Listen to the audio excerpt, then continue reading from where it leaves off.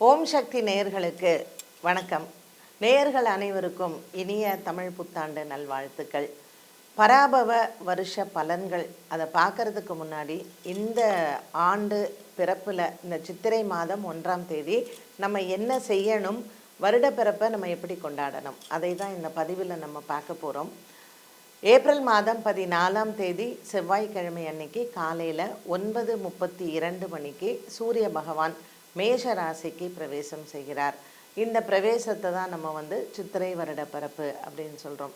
So ஒரு வருடத்தினுடைய பிறப்பில் நம்ம செய்ய வேண்டிய விஷயங்கள், கவனிக்க வேண்டிய விஷயங்கள் என்னென்னா, முதல்ல நம்மளுடைய பூஜை அறையை நல்லா சுத்தம் பண்ணிவிட்டு கண்டிப்பாக நம்ம அங்கே ஒரு கொத்து மாவலை நிச்சயமாக வைக்கணும். இந்த மாவலை நீங்கள் சுவாமி சன்னதி வாசலில் வைக்கலாம், இல்லை உங்கள் வீட்டு வாசலில் வைக்கலாம். ஸோ இந்த மாவலை வைக்கிறதுக்கான தாத்பரியம் என்னென்னா, இந்த வருடம் முழுவதுமே நம்மளுடைய வீடுகளில் சுப காரியங்கள் வந்து கொண்டே இருக்க வேண்டும் அப்படிங்கிறதுக்காக. ஸோ உங்கள் வீட்டில் நீங்கள் கண்டிப்பாக ஒரு மாவலை கொத்த வைங்க. சுவாமி முன்னாடி நம்ம வைக்க வேண்டிய விஷயங்கள் என்னெல்லாம்: வெற்றிலை, பாக்கு, முக்கனிகள், அதாவது மா, பலா, வாழை. இந்த முக்கணிகள் நமக்கு பித்ருக்களினுடைய ஆசீர்வாதம் பரிபூரணமாகவும், நம்மளுடைய குலதெய்வத்தினுடைய ஆசீர்வாதம் பரிபூரணமாகவும், நம்ம கிரகத்தினுடைய தெய்வங்கள், கிரக லக்ஷ்மியினுடைய ஆசீர்வாதங்கள் பரிபூரணமாகவும் இந்த 3 கனிகள் மூலமாக நமக்கு வரும். பலாப்பழம் வைக்கிறதுக்கான காரணமே, பித்ருக்கள் எப்பொழுதுமே அவங்களுக்கு ரொம்ப பிடிச்சது இந்த பலாப்பழம் தான். மா மற்றும் வாழை இது ரெண்டும் பார்த்திங்கன்னா, ஒன்று குலதெய்வத்திற்கும் ஒன்று கிரக தெய்வங்களுக்கும் நம்ம வைக்கிறது. அதனால் இந்த 3ம் கண்டிப்பாக நம்மளுடைய பூஜையில் அன்றைய நாளில் ஒரு தட்டில் வைக்கணும். இந்த வருடம் முழுவதுமே நமக்கு இந்த ஆசீர்வாதங்கள் பரிபூரணமாக இருக்கணும், நல்ல ஆரோக்கியம் இருக்கணும், நல்ல ஆயுள் இருக்கணும் அப்படிங்கிறதுக்காக. மற்றபடி நம்ம வைக்க வேண்டிய விஷயங்கள் என்னென்னா, ஒரு கிண்ணத்துலேயோ அல்லது கொஞ்சமாக நமக்கு அது ரொம்ப இருக்கக்கூடிய காயின்ஸு நம்ம என்ன புழக்கத்தில் இருக்கோ, இப்போ 5 ரூபா காயின் இருந்ததுன்னா 5 ரூபா காயின் நிறக்க வைங்க. 10 ரூபா காயின், நம்ம இந்த பழசு 1 ரூபா 2 ரூபா இந்த காயின்லாம் நம்ம வைக்கக்கூடாது. என்ன நம்ம புழக்கத்தில் இருக்கோ, புழக்கத்தில் இருக்கக்கூடிய அந்த நாணயங்களை வைக்கிறது ரொம்ப ரொம்ப விசேஷம்.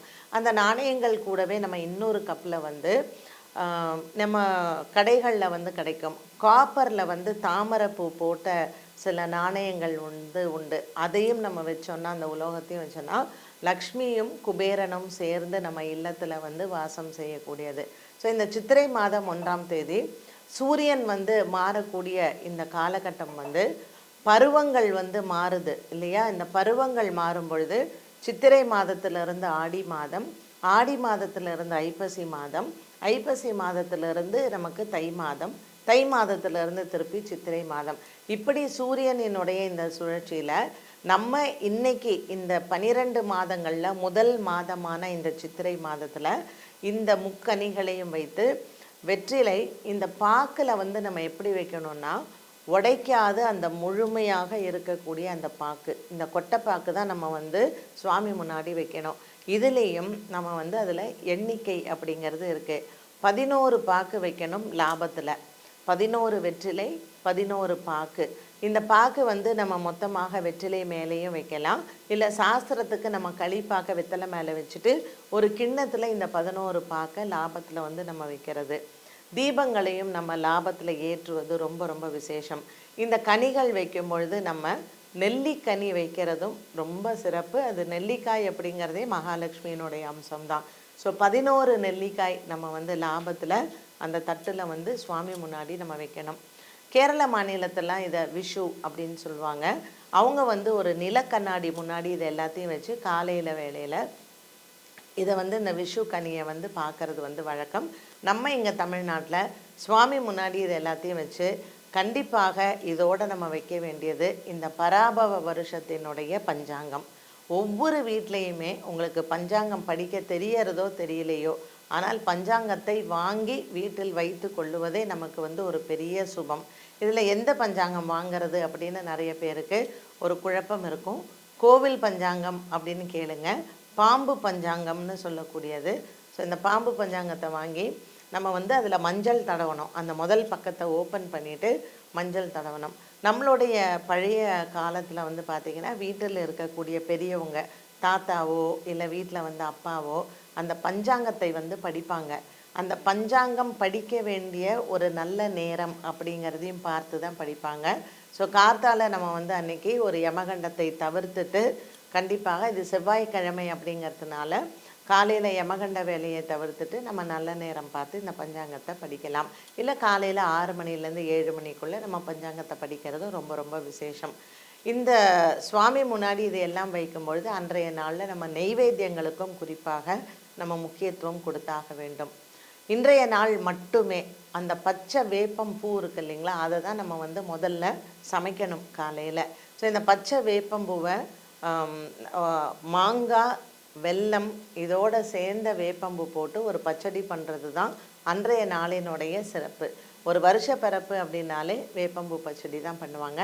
இந்த வேப்பம்பூவை நம்ம வறுக்கிறதோ இல்லை தாளிக்கிறதோ இதெல்லாம் இல்லாமல் நல்லா அதை சுத்தமாக அந்த மரத்துலேருந்து பறித்த ஃப்ரெஷ்ஷாக இருக்கக்கூடிய அந்த வேப்பம்பூவை நல்லா கழுவிட்டு நம்ம அந்த மாங்காய் பச்சடி பண்ணி அது மேலே அப்படியே தான் போடுறது வழக்கம். ஸோ இனிப்பு, புளிப்பு, கசப்பு, துவர்ப்பு இப்படிப்பட்ட ஒரு அறுசுவையும் அதில் இருக்கணும். ஏன்னா இதில் பச்சை மிளகாவோ இல்லை வந்து காஞ்ச மிளகாவோ சேர்ப்பாங்க.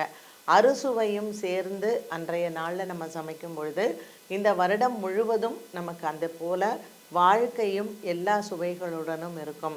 வேப்பம்பூங்கிறது இப்போ இந்த சித்திரை மாதத்தில் நிறைய அந்த வெயில்னால் அம்மா போடுறதோ இல்லை உஷ்ணத்தினால் வரக்கூடிய சில உடல் உபாதைகள் வரும். அதனால் தெய்வத்தினுடைய ஒரு அருள் நமக்கு இருக்கணும் அப்படிங்கிறதுக்காகத்தான் இந்த வேப்பம்பூவை நம்ம சேர்க்கறது.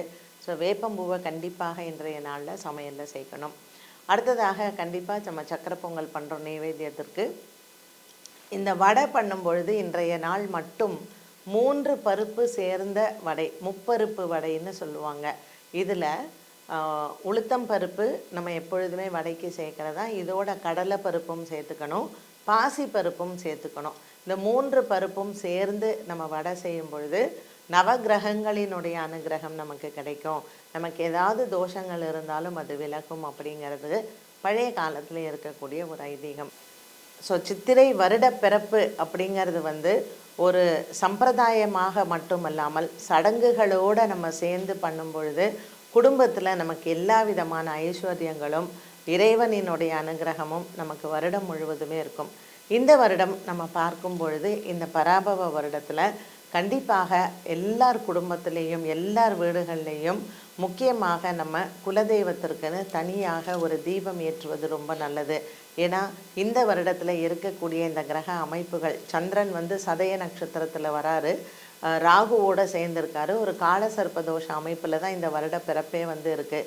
ஸோ ஏற்கனவே நமக்கு பல போர்கள், அதுவும் இன்றைக்கி இருக்கக்கூடிய ஒரு கால சூழ்நிலையில் மக்கள் வந்து தினம் தினம் ஒரு மன போராட்டத்துடனும் பல வகையான பிரச்சனைகளுடனும் நம்ம இருக்கிறதுனால இந்த பராபவ வருடத்திற்கான ஒரு பரிகாரம் என்ன அப்படின்னு பார்த்திங்கன்னா, எல்லாரோடைய வீடுகள்லேயுமே தினமும் ஒரு தீபம் வந்து கண்டிப்பாக உங்கள் குலதெய்வத்தை நினச்சி ஏற்றுங்க. இது உங்கள் வீட்டு நலனுக்காக இல்லை, நம்ம நாட்டு நலனுக்காக. இந்த தீபம் எப்படி ஏற்றணும் அப்படின்னு பார்த்திங்கன்னா, தினமும் காலையில் 6லேருந்து 7 மணிக்குள்ளே அந்த தின ஹோரையில் நம்ம இந்த தீபத்தை இலுப்பை எண்ணெய், நல்லெண்ணெய், சுத்தமான பசு நெய் இது 3ம் கலந்த ஒரு தீபம் எல்லார் குடும்பத்திலையும் நீங்கள் ஏற்றுங்க. இது ஏற்றுவதன் மூலமாக நாட்டில் உலகத்தில் நடக்கக்கூடிய குழப்பங்களுக்கு ஒரு சீக்கிரமே ஒரு விடிவு காலம் கண்டிப்பாக வரும். ஏன்னா வியாதிகள் நிறைந்திருந்து மக்களுக்கு வந்து ஒரு பணவீக்கம் வராமல் ஆயுள் ஆரோக்கியத்தை நமக்கு வந்து கண்டிப்பாக இறைவன் அனுகிரகம் மூலமாகத்தான் கிடைக்கும். உங்களுடைய குலதெய்வத்தை நீங்கள் ஒவ்வொரு நாளும் இந்த ஹோரையில் இந்த ஒரே ஒரு தீபம் அடுத்த வருடம் பங்குனி மாதம் கடைசி நாள் வரைக்கும் ஏற்றிக்கிட்டே வந்தீங்கன்னா ஒரு கூட்டு பிரார்த்தனையாக நம்ம செய்யும் பொழுது இந்த பராபவ வருடத்தில் நமக்கு வரக்கூடிய இன்னல்கள் கண்டிப்பாக நம்ம அதிலிருந்து மீண்டு வெளியில் வரலாம். இந்த பராபவ வருடத்தினுடைய நம்ம என்ன செய்யணும் இந்த சித்திரை வருட பிறப்பில் அப்படின்னு பார்க்கும் பொழுது மற்றது எல்லாமே நம்ம சடங்குகளாக செய்து இந்த பரிகாரத்தையும் கூடவே நம்ம செய்யும் பொழுது நம்மளுடைய சொந்த பந்தங்கள் நாட்டில் எந்த மூலையில் இருந்தாலும் நிச்சயமாக அவங்கவுங்க குலதெய்வங்கள் அவங்களுக்கான பாதுகாப்பையும் ஒரு நல்ல மன தைரியத்தையும் உடல் ஆரோக்கியத்தையும் கொடுக்கும்.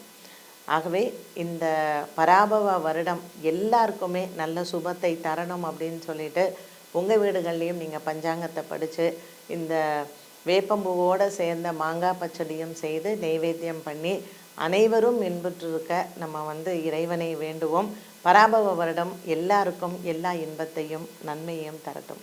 மீண்டும் உங்களை அடுத்த பதிவில் சந்திக்கும் வரை நன்றி, வணக்கம்.